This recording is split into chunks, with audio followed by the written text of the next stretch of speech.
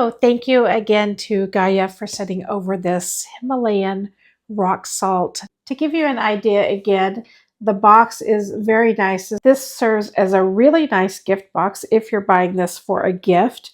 And I want to show you what exactly this looks like. Again, this is hand carved from 100% natural Himalayan pink salt crystal.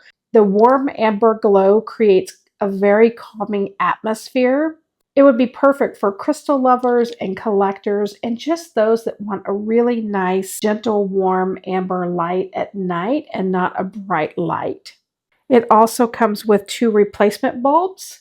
And then I want to show you, so obviously you would be plugging it in here, and then right on the front you have your on-off switch. Now I did pop it off here because I just kind of wanted to see what it looks like, how they put it together.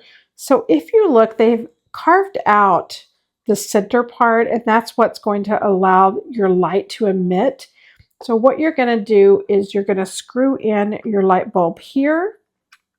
Once you have your light bulb put on, you're going to simply put your salt crystal back over the top, and then let's go plug it in and take a look. So this is what it looks like without the night light. And here is that beautiful soft amber glow.